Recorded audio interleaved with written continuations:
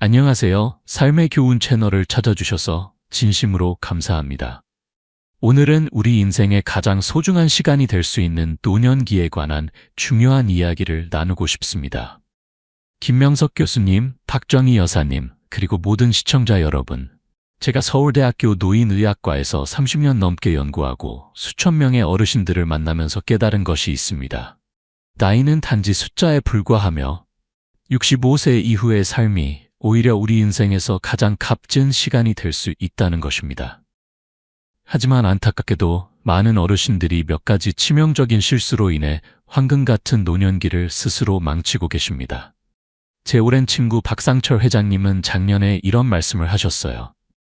장호야, 내가 70대 초반에 이런 것들을 알았더라면 지금 내 80대는 완전히 달라졌을 텐데. 오늘은 제가 수많은 어르신들과의 만남과 최신 의학 연구를 통해 발견한 노년기에 반드시 피해야 할 5가지 큰 실수와 그 해결책에 대해 진심을 다해 말씀드리려 합니다. 이 조언들이 여러분의 노년을 인생에서 가장 행복하고 건강한 시간으로 만드는 데 도움이 되기를 진심으로 바랍니다.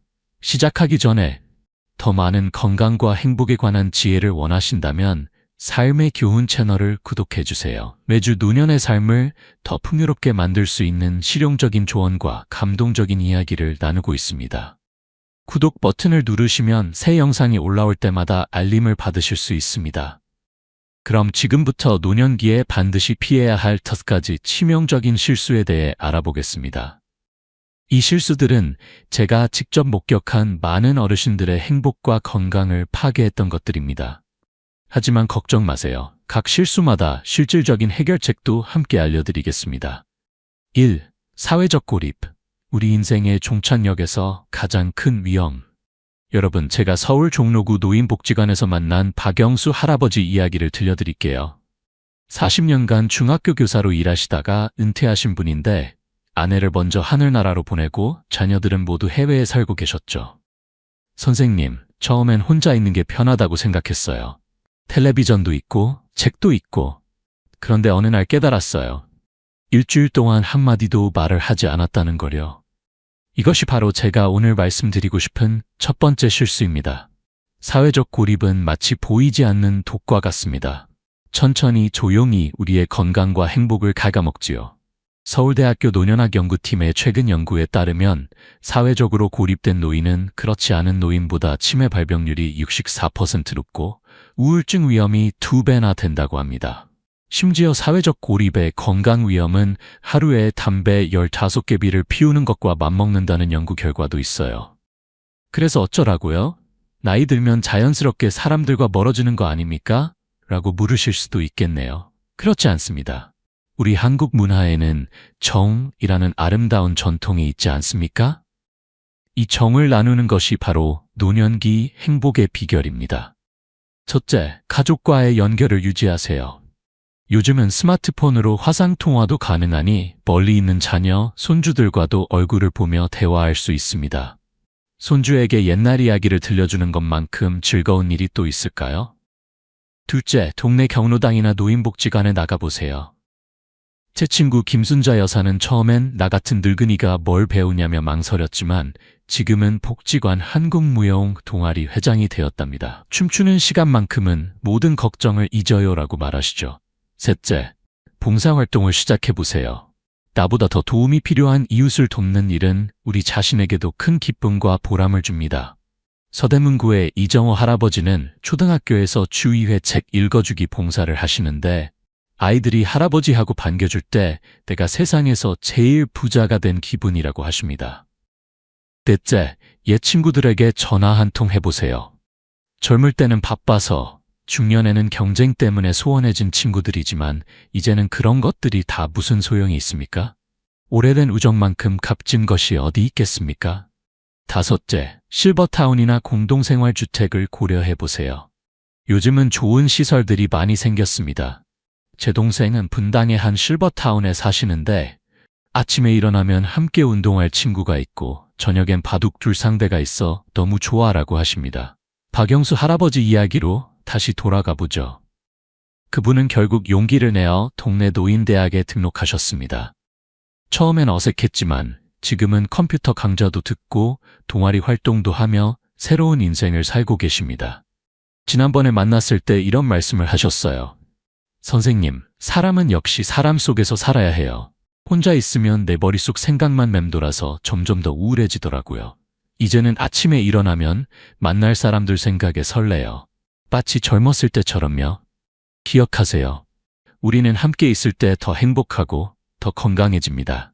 혼자 있는 시간이 하루에 몇 시간인지 한번 세어보세요. 그리고 내일은 누군가에게 먼저 손을 내밀어 보는 건 어떨까요? 여러분의 용기 있는 첫걸음이 더 행복한 노년의 시작이 될 수 있습니다. 2. 신체 활동 포기. 움직임이 멈추면 생명력도 멈춥니다. 여러분, 강남에 사시는 정병국 선생님 이야기를 들려드릴게요. 평생 건설회사 현장 감독으로 일하셨던 분입니다. 은퇴 후 이제 편히 쉴 때가 됐다며 거의 모든 신체 활동을 중단하셨죠.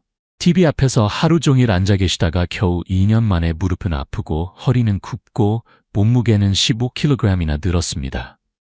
이것이 두 번째 큰 실수입니다. 많은 어르신들이 이제 나이 들었으니 운동은 젊은이들이나 하는 것이라고 생각하시죠. 그러나 이는 과학적으로 완전히 틀린 생각입니다. 서울 아산병원 노인의학과 연구에 따르면 80대에 시작한 근력 운동도 근육량을 30%까지 증가시킬 수 있다고 합니다. 나이 든 근육도 여전히 자극에 반응한다는 뜻이죠. 그래도 젊었을 때처럼 운동할 수는 없잖아요?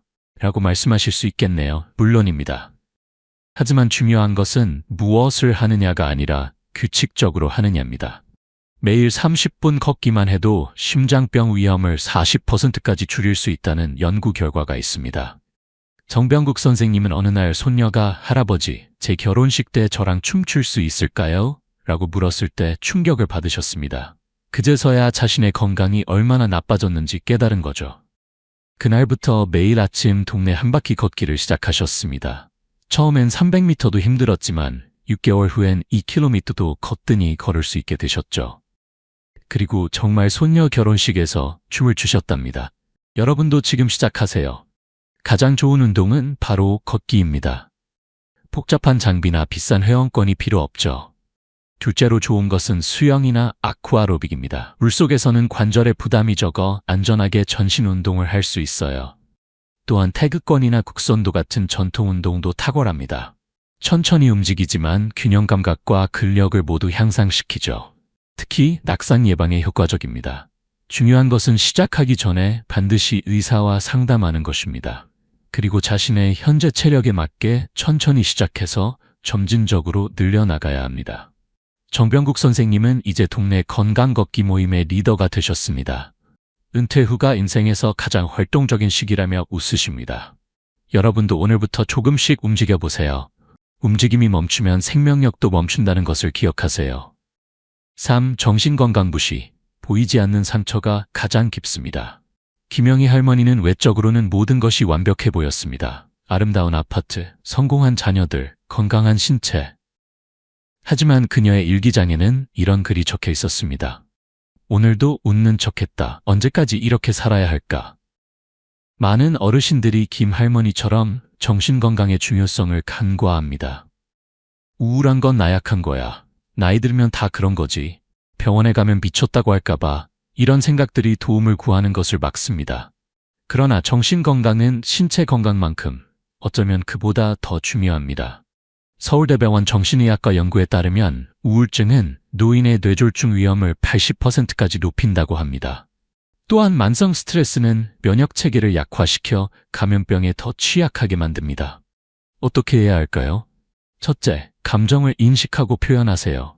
괜찮아라는 말 대신 진실된 감정을 말해보세요. 슬픔, 분노, 두려움 모두 자연스러운 감정입니다. 둘째, 필요하다면 전문가의 도움을 구하세요. 정신과 의사를 만나는 것은 결코 부끄러운 일이 아닙니다. 당뇨병 때문에 내과 의사를 찾아가는 것과 다를 바 없어요. 셋째, 명상이나 호흡 운동을 시도해보세요. 하루 10분의 명상만으로도 스트레스 호르몬인 코르티솔 수치를 크게 낮출 수 있습니다. 넷째, 취미를 가지세요. 무언가에 완전히 몰입할 때 우리 마음은 평화를 찾습니다. 그림 그리기, 정원 가꾸기, 악기 연주, 무엇이든 좋습니다.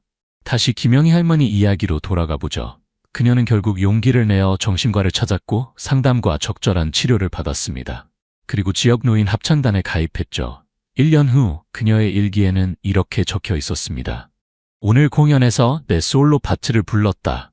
사람들이 박수를 쳤을 때 내 인생이 여전히 빛날 수 있다고 느꼈다. 여러분, 우리 마음의 목소리에 귀 기울이는 것을 두려워하지 마세요. 보이지 않는 상처가 가장 깊고 오래 지속됩니다. 그러나 치유의 첫걸음은 그 상처를 인정하는 것에서 시작됩니다. 4. 새로운 기술 거부. 디지털 세상에서 소외되지 마세요. 나 그런 거 몰라. 늙은이한테 그런 거 필요 없어. 배우기에는 너무 늦었어. 이런 말씀을 자주 하시나요? 그렇다면 여러분은 네 번째 실수를 범하고 계신 겁니다. 부산에 사시는 황명석 할아버지 이야기를 들려드릴게요. 평생 목수로 일하셨던 분인데 스마트폰은 복잡하고 쓸데없는 장난감이라며 거부하셨습니다. 그러던 어느 날 외국에 사는 막내 손자가 태어났죠. 가족들은 모두 영상통화로 아기를 보며 기뻐했지만 황 할아버지만 그 기쁨에서 제외되었습니다. 현대사회에서 기술은 선택이 아닌 필수가 되었습니다. 특히 코로나19 이후로는 더욱 그렇죠. 병원 예약, 은행 업무, 쇼핑, 교통, 심지어 정부 서비스까지 모든 것이 디지털화되고 있습니다. 기술을 거부하면 어떻게 될까요? 실질적인 불편함뿐만 아니라 점점 더 사회에서 고립됩니다. 가족들과의 소통도 어려워지고 정보에 접근할 수 있는 기회도 잃게 됩니다. 황 할아버지는 결국 손자를 보고 싶은 마음에 스마트폰 배우기를 결심했습니다. 처음엔 전원 버튼 켜는 것조차 어려웠지만 노인 디지털 교실에 다니며 조금씩 익히셨죠. 3개월 후 그는 손자와의 첫 영상통화에서 눈물을 흘리셨습니다. 이런 기적 같은 걸 왜 진작 배우지 않았나 하고요. 여러분도 지금 시작하세요. 동사무소나 복지관에서 운영하는 노인 디지털 교육 프로그램이 많습니다. 대부분 무료이거나 매우 저렴합니다. 가족에게 도움을 요청하는 것도 좋은 방법입니다. 특히 손주들은 최고의 선생님이 될 수 있어요. 황 할아버지도 이제는 초등학생 손녀와 함께 할아버지의 디지털 공부 시간을 갖는다고 합니다. 이것이 오히려 세대 간 소통의 기회가 되었죠. 처음부터 복잡한 것을 배우려고 하지 마세요. 카카오톡으로 사진 주고받기, 유튜브로 좋아하는 드라마 보기와 같은 즐거운 것부터 시작하세요. 즐거움이 최고의 동기부여가 됩니다. 황 할아버지는 이제 스마트폰으로 매일 손자와 통화하고 유튜브로 목공 동영상을 보며 네이버 지도로 낯선 곳도 혼자 찾아갑니다. 그리고 이렇게 말씀하십니다. 이 작은 기계 덕분에 내 세상이 다시 넓어졌어. 새로운 것을 배우는 건 결코 늦지 않았어. 여러분도 디지털 세상에서 소외되지 마세요. 기술을 두려워하지 말고 그것을 여러분의 삶을 풍요롭게 만드는 도구로 활용하세요. 나이는 단지 숫자일 뿐, 배움에는 결코 늦은 때가 없습니다. 5. 분명한 삶의 목적 부재. 아침에 일어날 이유가 있어야 합니다. 매일 아침 눈을 뜨면 어떤 생각이 드시나요? 오늘은 또 뭘 하며 시간을 보내지? 라는 생각이 든다면 여러분은 5번째 실수를 범하고 있는 것입니다. 은퇴 후 많은 분들이 정체성의 위기를 겪습니다. 평생 회사원, 선생님, 의사로 살아왔는데 갑자기 그 역할이 사라지니 혼란스러운 거죠. 이제 나는 누구지? 라는 질문에 대답하기 어려워집니다. 청주에 사시는 이종철 선생님은 40년간 고등학교 교사로 재직하셨습니다. 은퇴 후 처음 3개월은 꿈같은 휴가라고 생각하셨죠. 하지만 곧 무기력과 우울감이 찾아왔습니다. 아무도 나를 필요로 하지 않는다는 생각이 들었기 때문입니다. 블루계에서 가장 오래 사는 지역에 대한 연구에 따르면 장수하는 사람들의 공통점 중 하나는 이키가이, 일본어로 삶의 이유가 있다는 것입니다. 매일 아침 일어날 이유, 무언가 기대할 것이 있는 사람들이 더 오래 건강하게 삽니다. 그럼 어떻게 노년기에 새로운 목적을 찾을 수 있을까요? 첫째, 새로운 관심사나 취미를 탐색하세요. 평생 하고 싶었지만 시간이 없었던 것에 도전해보세요. 이종철 선생님은 항상 목공에 관심이 있었지만 바쁜 교직 생활 중에는 시도할 수 없었습니다. 은퇴 후 목공 교실에 등록했고 지금은 손수 만든 가구들로 집을 채우고 있습니다. 둘째, 작고 달성 가능한 목표를 세우세요. 매일 30분 걷기, 한 달에 책 한 권 읽기, 새로운 요리법 배우기 등이 좋은 예입니다. 성취감은 삶의 원동력이 됩니다. 셋째, 멘토가 되어보세요.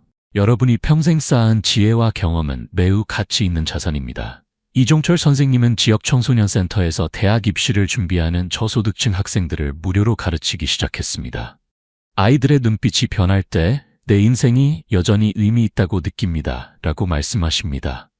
넷째, 봉사활동에 참여하세요. 다른 사람을 돕는 것보다 더 큰 기쁨을 주는 것은 없습니다. 동물보호소에서 일하기, 병원에서 아픈 아이들에게 책 읽어주기, 음식 배달 봉사 등 작은 일로도 큰 변화를 만들 수 있습니다. 다섯째, 감사일기를 써보세요. 매일 밤 그날의 감사한 일 3가지를 기록하는 것만으로도 삶의 만족도가 크게 높아진다는 연구 결과가 있습니다. 이종철 선생님도 매일 밤 감사일기를 쓰시는데 이 습관이 내 인생을 바꿨다고 말씀하십니다. 기억하세요. 노년기는 인생의 끝이 아니라 새로운 장의 시작입니다. 나이가 들어간다는 것은 쇠퇴가 아니라 성숙을 의미합니다. 여러분 앞에는 아직 많은 가능성이 열려 있습니다. 아침에 눈을 뜨면 오늘은 어떤 멋진 일이 나를 기다리고 있을까? 라고 기대할 수 있다면 그것이 바로 행복한 노년의 비결입니다. 여러분, 지금까지 노년기에 흔히 저지른 5가지 큰 실수에 대해 살펴보았습니다. 사회적 고립, 신체활동 포기, 정신건강 무시, 새로운 기술 거부, 그리고 분명한 삶의 목적 부재. 이 실수들은 우리의 행복과 건강을 크게 해칠 수 있습니다. 하지만 기억하세요. 우리의 노년은 우리가 만들어가는 것입니다. 우리의 선택과 태도에 따라 인생의 황혼기가 가장 어둡고 쓸쓸한 시간이 될 수도 가장 밝고 풍요로운 시간이 될 수도 있습니다. 제 은사님이신 박종호 교수님, 80세 첫 마라톤을 완주하셨습니다. 그분은 늘 이런 말씀을 하십니다. 인생은 와인과 같아서 제대로 숙성되면 나이가 들수록 더 풍부한 맛을 내는 법이지. 그렇습니다. 노년기는 두려움의 대상이 아니라 기대와 설렘의 대상이 되어야 합니다. 그것은 우리가 평생 준비해온 인생의 정점, 최고의 순간이 될 수 있습니다. 여러분이 가진 지혜, 경험, 이야기는 이 세상에 단 하나뿐인 보물입니다. 그것을 사람들과 나누고 계속해서 배우고 성장하며 건강한 신체와 마음을 유지하기 위해 노력한다면 노년기는 인생에서 가장 행복하고 보람찬 시간이 될 수 있습니다. 마지막으로 매일 아침 거울을 볼 때 자신에게 이렇게 말해보세요. 나는 아직 살아있다. 그리고 오늘도 내 인생의 의미와 기쁨을 더할 기회가 있다. 이것이 바로 행복한 노년의 비결입니다. 여러분의 노년이 인생의 진정한 황금기가 되기를 진심으로 바랍니다. 그리고 더 많은 지혜와 조언을 원하신다면 삶의 교훈 채널을 구독해주세요. 언제나 여러분과 함께 더 나은 노년을 위한 여정을 이어가겠습니다. 감사합니다.